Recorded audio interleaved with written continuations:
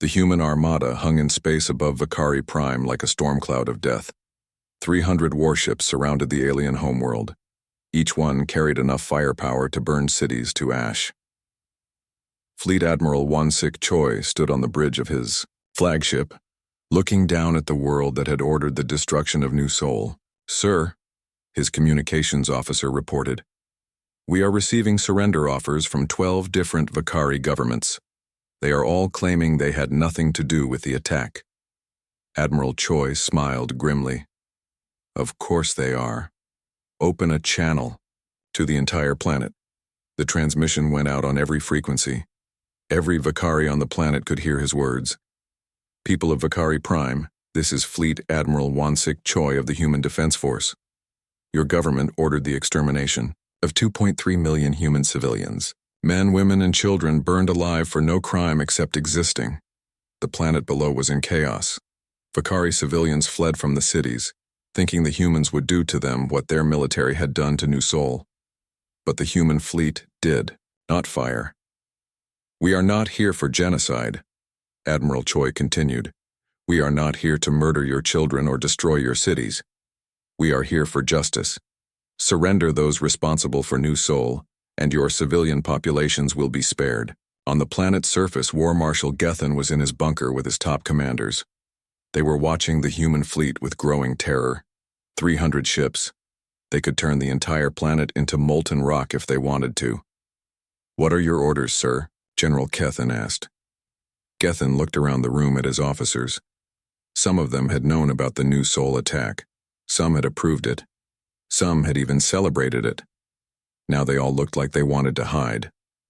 "We fight," he said finally. "We are Vakari warriors. We do not surrender to anyone." But even as he spoke, reports were coming in from across the Vakari Empire. Regional governors were breaking away from Central Command. Some sectors were surrendering to human forces. Others were turning over military officers who had been involved in the attack.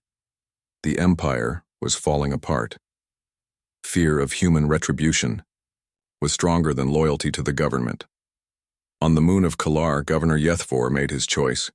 He had 23 Vakari officers in his custody who had participated in the New Sol massacre. He could try to protect them, or he could save his people from human anger. "Prepare the prisoners for transport," he ordered. "Contact the human fleet. Tell them we are ready to cooperate." Similar scenes played out across Vakari space. Military commanders who had thought they were heroes for killing humans suddenly found themselves abandoned by their own government. Colonel Hee Jin-song led her assault team toward the Vakari High Command bunker. It was supposed to be the most secure facility on the planet. Layers of armor, energy shields, and automated defenses protected it from any possible attack. But the humans had weapons the Vakari had never imagined. Plasma cutters sliced through armor like butter. EMP charges disabled the defensive systems. And the human soldiers themselves were more dangerous than any weapon. Breaching the outer perimeter, Colonel Song reported as her troops moved through the facility.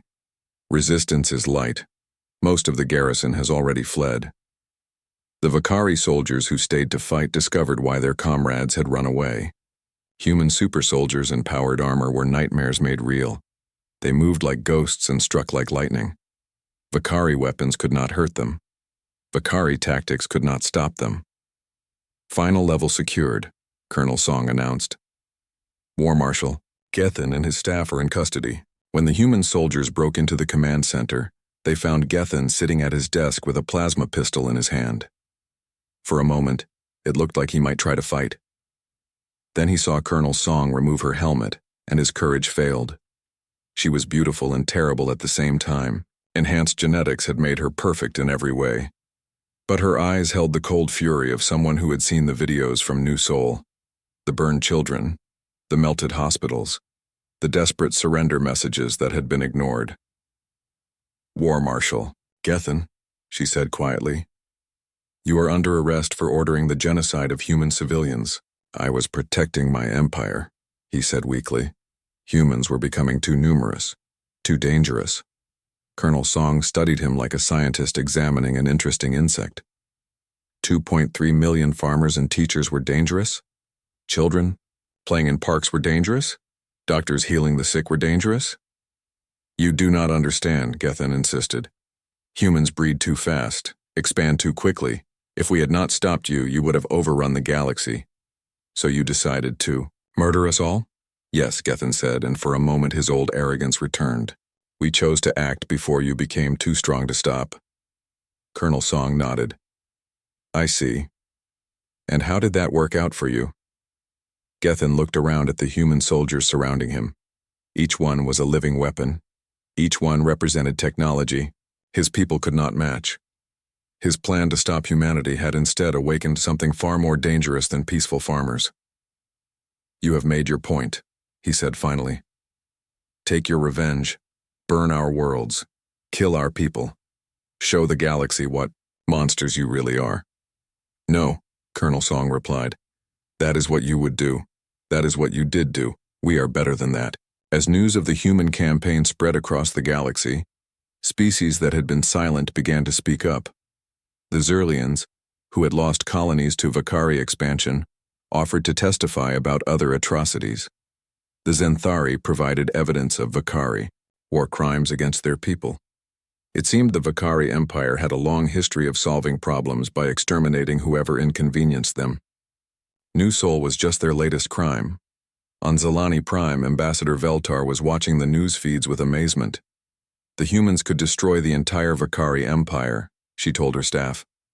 They have the power to commit genocide on a galactic scale, but they are choosing justice instead of revenge. The Krogan Empire was learning the same lesson. General Thokmar had expected humans to act like Krogan warriors would. He thought they would slaughter their enemies and take their territory. Instead, they were building courts and gathering evidence. They are more dangerous than we thought, he told his war council. Any species can destroy enemies. Only a truly advanced civilization can show mercy to those who wronged them. Dr. In Ho Jung was still addressing the Galactic Council. The alien ambassadors were asking nervous questions about human intentions. Will you conquer the Vakari Empire? The Xerlian ambassador asked. No, Dr. Jung replied. We will remove their ability to commit genocide, but we will not take their worlds. Will you execute their leaders? They will receive fair trials according to galactic law. If they are found guilty, they will be punished. If they are innocent, they will be freed. The Zenthari ambassador looked confused. You have the power to do anything you want to them. Why limit yourselves to legal procedures? Dr. Jung smiled. Because that is what separates us from them. They chose to murder civilians without trial. We choose to try war criminals according to law. Which approach do you think builds a better galaxy?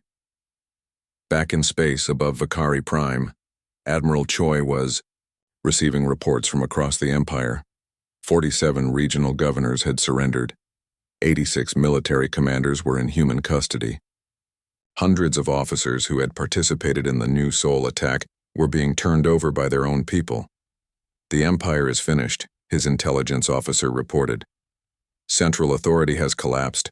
Most sectors are declaring independence or asking for human protection. Admiral Choi nodded. Signal the fleet. Begin humanitarian operations. Make sure the civilian populations have food and medical supplies. This war was against their government, not their people. As human ships began delivering aid to Vakari civilians, the galaxy watched in amazement. The most powerful military force in known space was using its strength to help the people whose government had wronged them. It was a lesson that would not be forgotten. When humans went to war, they did not become monsters. They became something far more frightening to those who preferred brutality to justice. They became judges. Admiral Soo-Young Kim looked at the wreckage of the Vakari fleet floating in space. 57 ships destroyed in 17 minutes. Not a single human vessel had been damaged. The aliens were learning what happened when they made humans angry. Admiral, her communications officer called out, we are receiving a transmission from Vakari Prime. War Marshal Gethin wants to talk. Put him on screen, Admiral Kim ordered. The ugly face of the Vakari leader appeared on the main display. He looked frightened. Good. Admiral Kim, Gethin said, trying to sound calm. There has been a misunderstanding. Fleet Commander Thekvor acted without orders. The Vakari Empire wants peace with humanity. Admiral Kim laughed. It was a cold sound. You want peace? After you murdered 2.5 million civilians? After you turned children into ash? After you destroyed hospitals and schools? We did not know they were intelligent beings, Gethin lied. We thought they were just animals. Animals that built cities, animals that sent surrender messages, animals that begged for their children's lives. Admiral Kim's voice was getting quieter, which made it more frightening. Do you think we are stupid, War Marshal? Gethin was sweating now. What do you want from us? Justice, Admiral Kim replied. Every ship that was at New Seoul, every officer who gave orders, every government official who approved the attack, all of them will face human justice. That is impossible. We cannot turn over our own military leaders. Admiral Kim smiled. Then we will come and get them ourselves. The transmission ended. Admiral Kim turned to her crew. Signal the fleet. We are going hunting. Across the galaxy, human forces began to move. Ships that had been hidden for centuries emerged from asteroid bases and deep space stations. The galaxy was about to see what humanity looked like when it went to war. Commander Minho Yu was tracking the survivors from the Vakari fleet battle. His stealth frigate Silent Hunter could follow enemy ships without being detected. 3 Vakari vessels had escaped the destruction. They thought they were safe. They were wrong. The first ship was a supply vessel carrying ammunition. Minho's crew disabled its engines with a single shot, then boarded it. The aliens inside surrendered immediately when they saw human soldiers in powered armor. Please do not kill us, the Vakari captain begged. We are not fighters, we just carry supplies. You carried supplies to the fleet that killed our people, Minho replied. That makes you part of the murder. The second ship was a troop transport.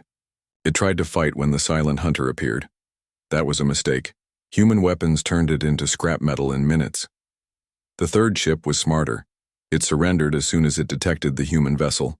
The captain was smart enough to know that fighting was suicide. We have computer records, the alien captain offered. Data about other ships that were at your colony. We will give you everything if you spare our lives. Minho studied the alien data. It showed the complete order of battle for the New Seoul attack. 73 ships total. Support vessels, command ships, and escort fighters. All of them had participated in the massacre. Interesting, Minho said. Very interesting. On Vakari Prime, War Marshal Gethin was in an emergency meeting with his top generals.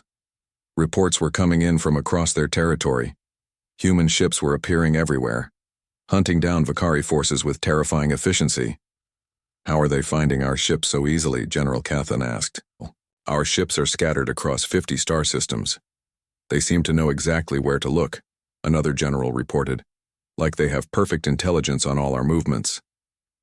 What they did not know was that humanity had been watching the EC galaxy for centuries. Human spy networks had infiltrated every major government. Human listening posts had recorded every military communication. When the time came for war, humans knew where every enemy ship was located. Captain Yeon-Soo Kwon was leading boarding parties against Vakari bases. Her assault teams hit 3 installations in one day. The aliens were not prepared for human soldiers who could run faster than their vehicles and punch through their armor with bare hands. The weapons depot is secured, she reported after the third battle. We found records of the ammunition shipments to the 47th Fleet. They knew exactly what they were arming those ships to do. The Vakari soldiers she fought were not cowards. They were professional warriors who had conquered dozens of worlds. But they had never faced enhanced humans before. It was like fighting demons made of steel and fury. How are they so strong? A captured Vakari officer asked. No natural species could move like that. We are not natural anymore, Captain Kwon replied. We made ourselves into something better, something designed to protect our people. You taught us that we needed to be monsters to fight monsters. News of the human campaign was spreading across the galaxy. The Zilani government sent urgent messages to all species. Do not engage human forces. They are not the peaceful farmers we thought they were. The Krogan Empire was having a crisis meeting. General Thokmar was studying reports of human military capabilities with growing alarm. They have weapons we have never seen before, his intelligence chief reported.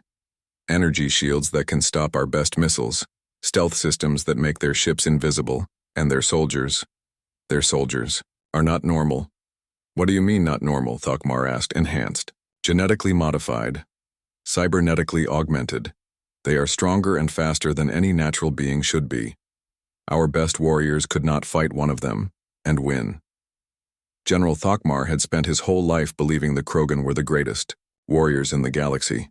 Now he was learning that humans had been holding back their true strength for centuries. Send a message to the human government, he ordered. Tell them the Krogan Empire wants to discuss non-aggression treaties.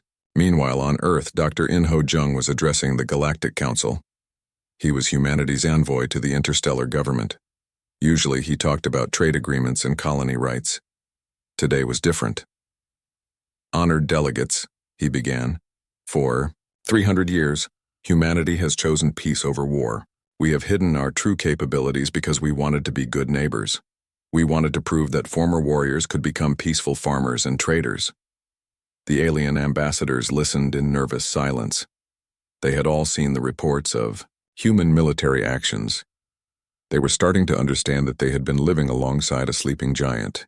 But when someone murders our children, Dr. Jung continued, when someone destroys our hospitals and schools, when someone commits genocide against human civilians, we remember what we used to be.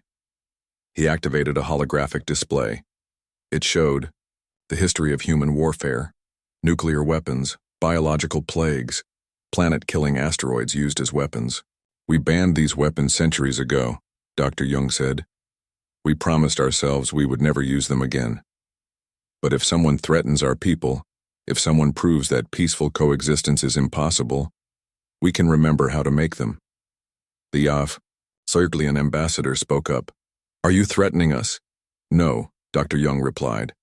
I am explaining why you should be very careful about how you treat human colonies. The Vakari Empire thought we were weak. They thought they could kill us without consequences. They are learning how wrong they were. Back in Vakari space, Admiral Kim's fleet was methodically hunting down every ship and base connected to the New Sol massacre. They found the supply depot that had armed the fleet. They captured the communication relay that had transmitted the attack orders. They located the training facility where Vakari officers learned to conduct extermination operations. Each target was given one chance to surrender. Most took it. The few that chose to fight discovered that human patience had limits. Colonel Heejin Song led the assault on Vakari High Command. The elite facility was supposed to be impregnable. It had energy shields, automated defenses, and a garrison of the Empire's best soldiers. None of that mattered when human super soldiers came calling. Colonel Song's troops moved through the base like a force of nature. Their enhanced strength let them tear through reinforced doors. Their enhanced speed made them impossible to target. Their enhanced reflexes turned them into living weapons. Surrender now and you will be treated according to galactic law, Colonel Song announced as her troops advanced through the command center. Resist and find out why humans used to be the most feared species in the galaxy. Most of the Vakari officers surrendered. They had seen what human soldiers could do. Fighting them was not courage. It was suicide. As prisoners were taken away, in chains the galaxy began to understand the new reality. Humanity was not the weak, peaceful species they had pretended to be. They were apex predators who had chosen to be farmers. Now someone had reminded them why they used to be hunters. The war was just beginning. Fleet Commander Thekvor stood in chains aboard the human flagship New Sol's Memory. The courtroom had been built inside the ship's main hangar bay. Representatives from dozens of species watched as the trial began. This was justice, broadcast, live across the galaxy. Judge Advocate Sujin Lim looked down at the alien officer who had ordered the destruction of an entire world. She had studied law for 20 years, but this was the most important case of her career. Fleet Commander Thekvor, she began, you are charged with genocide, war crimes, and crimes against sentient beings. How do you plead? Thekvor lifted his head. Even in chains, he tried to look proud. I plead not guilty. I was following the orders of my government. I was protecting my people from a threat. By murdering civilians? By burning hospitals? By destroying schools full of children? They were not true civilians, Thekvor insisted. All humans are potential soldiers. All human colonies are military threats. Judge Lim activated a holographic display. It showed the final transmission from New Seoul. Colony Administrator Dong Woo Park, pleading for the lives of his people. Ji-hoon Choi sending surrender messages that were ignored. Mi-young Kim crying as she watched her farming communities burn. These people look like soldiers to you? Judge Lim asked. Thekvor watched the images in silence. For the first time, he seemed to understand what he had actually done. These were not warriors, they were farmers and teachers and children. They had never threatened anyone. I was told they were dangerous, he said quietly. By who? War Marshal Gethin. He said humans were expanding too fast, that they would overrun the galaxy if we did not stop them. The trial continued for 3 days. Witness after witness testified about the attack on New Seoul. So Jin Nam, the sole survivor, told her story to the galaxy. The images of her dead world brought tears to the eyes of aliens who had never seen humans before. Expert witnesses explained human society. How humans valued peace above conquest. How they had hidden their military strength to avoid frightening other species. How they had chosen to be farmers and traders instead of warriors. The defendant had many choices, Judge Lim said in her final statement. He could have sent a warning. He could have demanded surrender. He could have simply left human space, alone. Instead, he chose genocide. The verdict was guilty on all charges.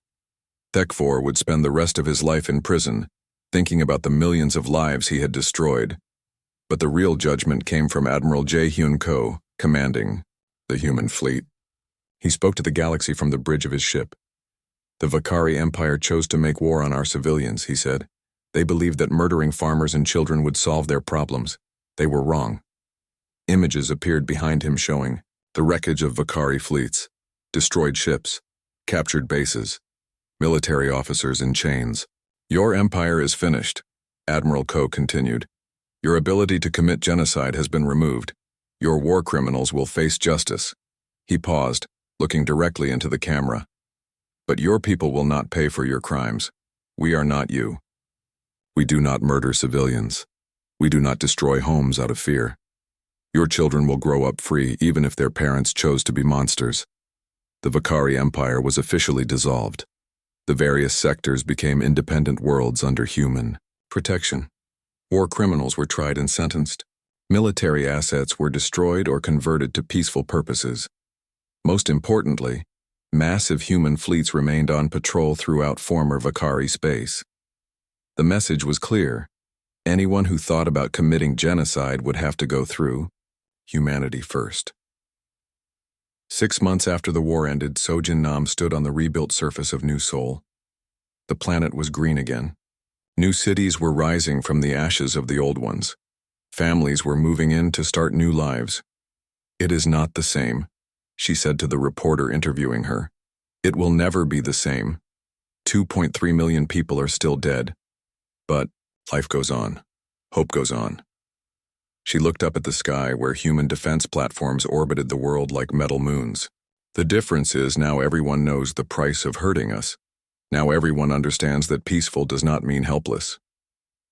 The reporter was from the Zilani News Network. Do you think the galaxy is safer now? So Jin considered the question.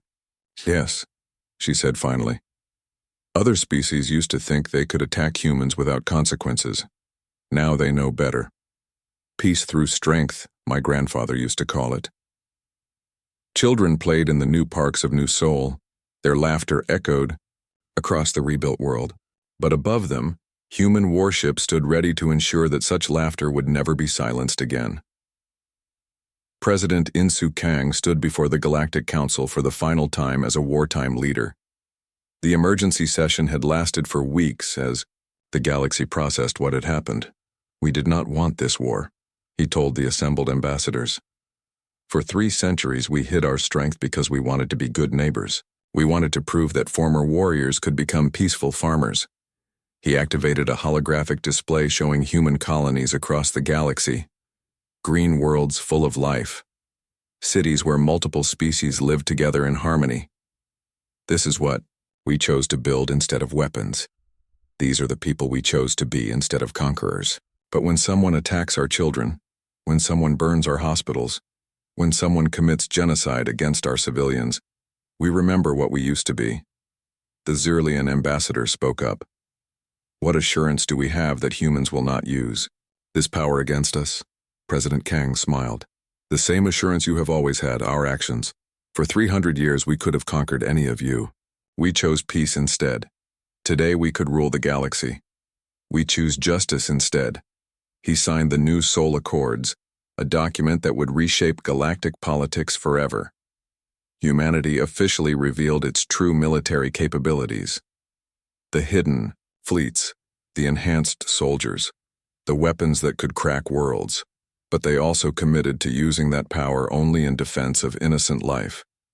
Human forces would protect any species from genocide, regardless of politics or history. Never again, President Kang said as he finished signing. Those words are carved into every human memorial. They remind us of our darkest moments, but they also promise our brightest future. Never again will genocide go unpunished. Never again will the innocent die while the powerful watch. Never again will someone mistake our kindness for weakness. In the months that followed, applications for human protection flooded in from across the galaxy. Species that had lived in fear of their aggressive neighbors suddenly had hope. The Zilani, who had been losing colonies to Krogan expansion, requested human peacekeepers. The Xyrlians, threatened by pirates, asked for human patrol fleets. General Thokmar of the Krogan Empire was not happy about this development. His plans for conquest had suddenly become impossible. Human fleets now protected his intended targets. This is not fair, he complained to his war council. The humans are interfering with the natural order. The strong should rule the weak. Perhaps, his intelligence chief suggested carefully, we should reconsider what makes a species strong. It was a wise suggestion.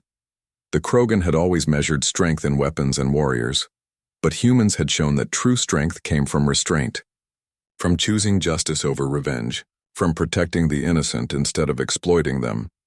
The galaxy began to change. Species that had spent centuries preparing for war started investing in peace instead. The Zenthari began cultural exchange programs. The Xyrlians developed new art forms.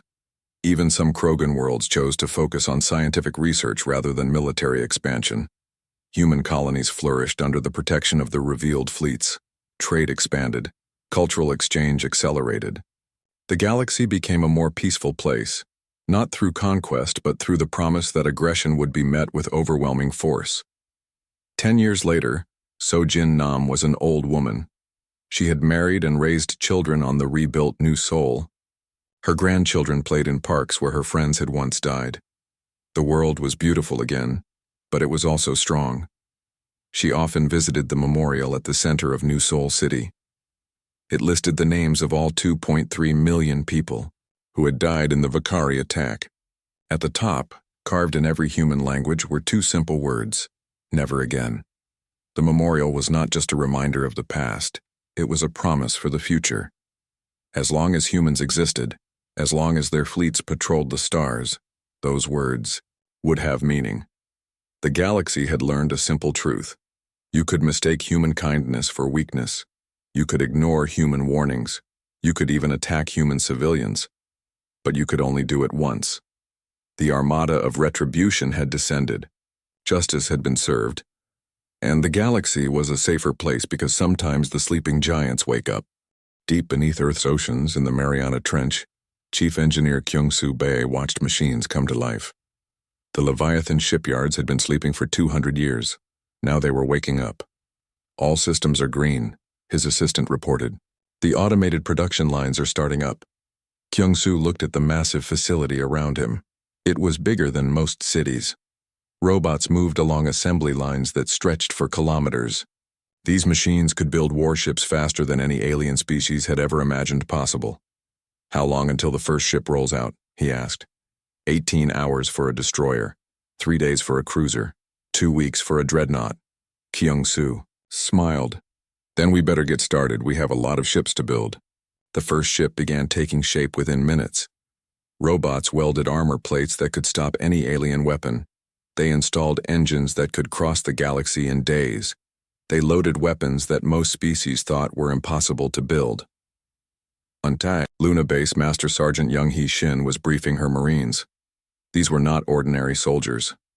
They were bigger, stronger, and faster than normal humans. Their reflexes were enhanced. Their bones were reinforced. Their muscles were designed for war. "Listen up," she told them. "Someone killed 2.5 million human civilians. Our job is to make sure that never happens again." The Marines stood at attention. They had been waiting for this day. They had trained for decades, but never had a real enemy to fight. Now, they did. Captain Jun Seo Park walked among his troops. The Ghost Battalion was the most elite unit in the human military. They were enhanced soldiers who could move like shadows and strike like lightning. Other species would call them monsters if they knew what they could do. "We are going to hunt the aliens who destroyed New Seoul," he told them. "We are going to find every ship that was there. We are going to find every officer who gave the orders. And we are going to make them answer for what they did." In the asteroid belt, Commodore Haewon Lee watched her ship emerge from its hiding place. The Seoul's Vengeance was a Titan-class dreadnought. It was 3 kilometers long and carried enough weapons to level a planet. There were 50 ships like it, hidden throughout human space. "All systems online," her weapons officer reported. "Main, guns charged and ready. Navigation ready. Engines at full power. Communications array active." Commodore Lee sat in her command chair. She had waited 20 years for this moment. "Set course for Vakari space. Maximum speed." The Seoul's Vengeance jumped to hyperspace. It was followed by 49 other dreadnoughts. The largest battle fleet in galactic history was heading toward the aliens who had made the mistake of attacking humans. Across the galaxy, alien intelligence networks detected the energy signatures. On Zalani Prime, Ambassador Veltar watched the readings with growing fear. "The humans are mobilizing everything," she told her government. "Energy signatures I have never seen before. Ships coming out of hiding. This is not a normal military response." The Krogan Empire detected the human fleet movements too. General Thokmar was no longer laughing. "How many ships do the humans have?" he asked his intelligence officers. "We thought they had maybe 1,000 warships," came the reply. "But we are detecting 10,000 energy signatures. Maybe more." General Thokmar went quiet. The Krogan had always thought they were the strongest military force in the galaxy. If humans had 10,000 warships, they might be wrong about that. Dr. Chang Ho Moon was uploading more files to the galactic networks. These were not just war videos. These were tactical manuals, battle strategies, weapons specifications. He wanted every alien government to understand what was coming. "Operation Memoria is active," he reported to Admiral Yang. "Every species in the galaxy now has access to our military history files." The files showed things that made alien generals sick. Humans had once destroyed entire continents with single weapons. They had fought wars that lasted for decades. They had invented ways of killing that were so terrible. They had banned them from use. And now someone had given them a reason to remember those skills. On Vakari Prime, War Marshal Gethin was reading the human files with growing horror. "This cannot be real," he told his staff. "No species fights wars like this." But the evidence was right there. Videos of human cities burning. Records of battles where millions died. Weapons that could crack planets open like eggs. "Find out which fleet destroyed their colony," he ordered. "Find out now." His intelligence officers worked frantically. Finally, they found the answer. "It was the 47th Extermination Fleet, sir. Fleet Commander Thekvor's unit." War Marshal Gethin felt his blood go cold.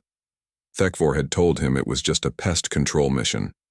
He never said the pests were an Intelligent species, he certainly never said they were humans. Where is the 47th Fleet now? He asked. Patrol Sector 7. About 50 light-years from our border. War Marshal Gethin grabbed his communicator. Get me Fleet Commander Thekvor. Emergency priority, but it was too late. The human fleet had already found them. Admiral Soo-Young Kim stood on the bridge of her flagship, watching the Vakari ships on her sensors. The 47th Extermination Fleet was exactly where human intelligence said it would be. 57 enemy ships, her tactical officer reported. They have not seen us yet. Admiral Kim had her orders. Find the fleet that destroyed New Seoul. Capture the commander alive. Destroy everything else. Signal the fleet, she ordered. Attack formation. No survivors except the command ship. The human fleet decloaked. Stealth technology that was centuries ahead of anything the aliens possessed made them invisible until they wanted to be seen. The Vakari ships suddenly found themselves surrounded by vessels they never knew existed. Fleet Commander Thekvor was eating his dinner when the alarm started. What is happening? He demanded. Unknown ships, sir. They appeared from nowhere. They are jamming our communications. Thekvor ran to his bridge. On the screen he saw human warships, lots of them.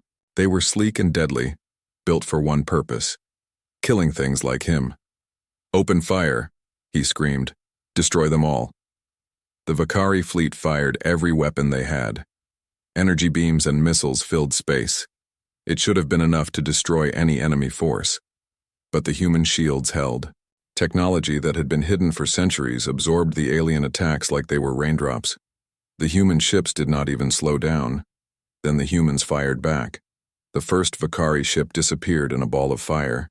Then the second. Then the third. Human weapons tore through alien armor like it was paper. In minutes, half the Vakari fleet was gone. Surrender, Thekvor broadcast. We surrender. But the humans were not accepting surrender. Not yet. They had come here for justice, not prisoners. Every ship that had participated in the massacre of New Seoul would be destroyed. Only Thekvor's command ship was left. It was damaged and helpless. Its weapons gone, its engines dead. Human boarding pods attached to its hull. Captain Min Ho-yu led the assault team onto the alien ship. His soldiers moved through the corridors like a force of nature. The Vakari crew tried to fight, but they might as well have been fighting tigers with their bare hands. Fleet Commander Thekvor, Captain Yu said when he found the alien leader, you are under arrest for the murder of 2.3 million human civilians. Thekvor looked at the human soldiers with terror. They were bigger than any human should be. They moved like predators. Their eyes held a cold fury that made his blood freeze. I was following orders, he whispered. It was just a pest control mission. Captain Yu smiled. It was not a friendly smile. You are going to have a chance to explain that to a human judge. They will be very interested in your definition of pests. As Thekvor was dragged away in chains, Admiral Kim broadcast a message to the galaxy. This is Admiral Soo-Young Kim of the Human Defense Force. The fleet responsible for the New Seoul massacre has been eliminated. Their commander is in custody. Any other forces involved in this atrocity should surrender now. This is your only warning. The message spread across the galaxy in hours. Species that had thought humans were weak farmers suddenly realized they had been sharing space with apex predators who had been pretending to be peaceful. The hunt was just beginning. Admiral Taeho Yang was drinking coffee when the message arrived at Earth Central Command. It was a normal Tuesday morning. He was reading reports about trade routes and colony supplies. Nothing exciting ever happened in his office. Then his assistant ran in. Sir, you need to see this right now. Emergency transmission from the Hanbit system.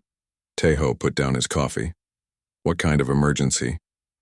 Just watch, sir. The wall screen lit up. A young woman appeared on it. She had been crying. Behind her, Taeho could see the inside of a mining station. This is So-Jin Nam, the last survivor of New Seoul Colony, the woman said. Unknown aliens came to our world today. Taeho watched the entire message. He saw the video recordings of the alien ships. He watched them destroy the cities. He counted the dead as the numbers scrolled across the screen. 2.5 million people. When the message ended, Tejo sat in silence for a long moment. Then he picked up his emergency phone. "Get me President Kang. Right now." 30 minutes later, President Insu Kang was in the Situation Room. Defense Minister Yoon-ji Cho was there too. They watched Sojin's message 3 times. "How many people lived on New Seoul?" President Kang asked. 2.3 million, Admiral Yang replied. "All civilians, farmers, teachers, doctors, children." Defense Minister Cho was studying the alien ships in the video. "I have never seen this design before. These are not any species we know." "What are our options?" President Kang asked. "Minister." Cho opened her tablet. "3 choices, sir. First, we file a diplomatic complaint with the Galactic Council. Second, we place economic sanctions on whoever did this. Third, we activate Protocol 7. President Kang was quiet for a long time. Protocol 7 was not talked about in public. Most people did not even know it existed.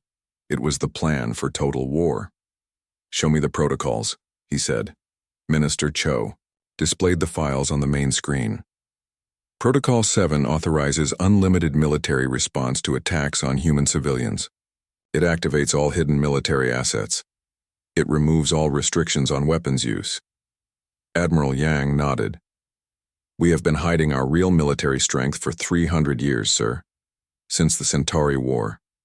The galaxy thinks we are weak farmers and traders." "And if we show them the truth?" President Kang asked. "Then they will know what humans can really do when we are angry," Admiral Yang said. President Kang looked at the pictures of dead New Seoul one more time.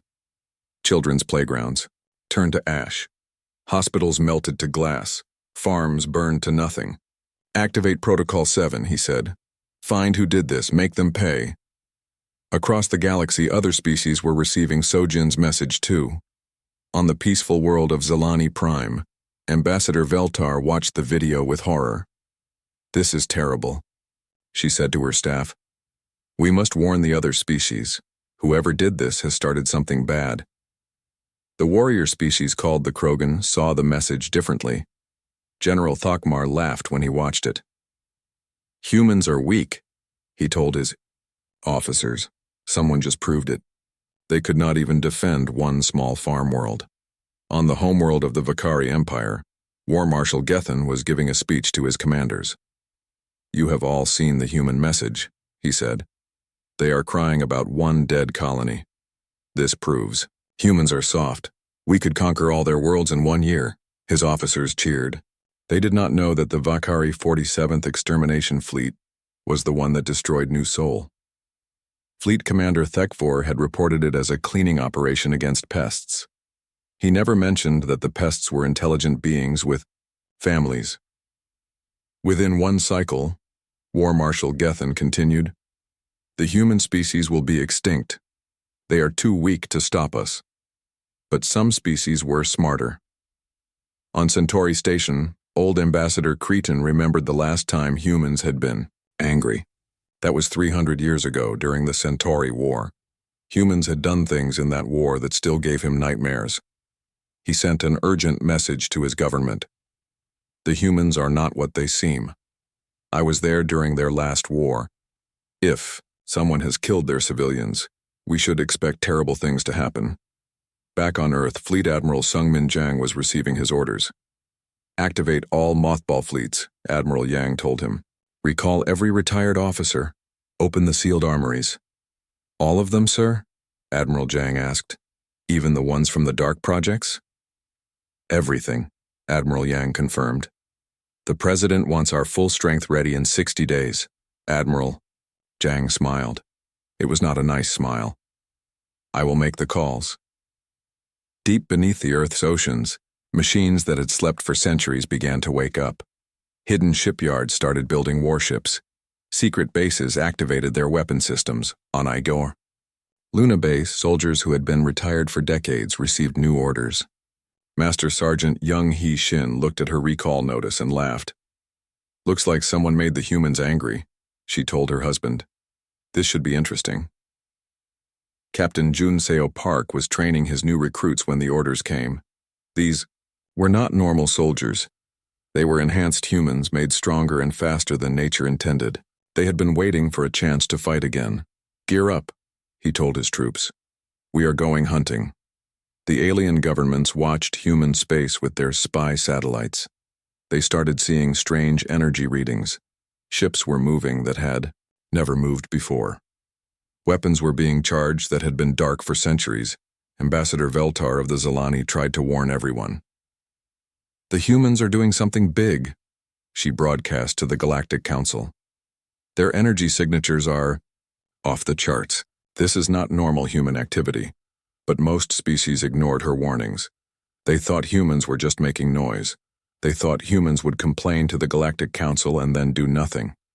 They were about to learn how wrong they were. Dr.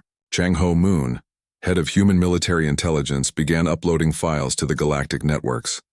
Ancient videos from Earth's wars, footage of nuclear weapons, pictures of ruined cities from humanity's violent past. "Let them see," he told his staff. "Let them remember what humans were like before we decided to be peaceful." The videos spread across the galaxy. Species that had never seen human warfare watched in shock. Humans had once fought with weapons that could destroy entire worlds. They had killed millions of their own kind in brutal wars. And now, someone had given them a reason to fight again. The morning sun painted the sky orange over New Seoul. Dongwoo Park stood at his office window, watching farmers drive their machines across the green fields. 2.5 million people called this planet home. They had built something beautiful. Here on Hanbit, Dongwoo was the colony administrator. Every morning he checked the reports from across their world. The farms were doing well. The cities were growing. Children were being born. Life was good. His assistant knocked on the door. "Sir, the morning meeting is ready." Dongwoo walked into the conference room.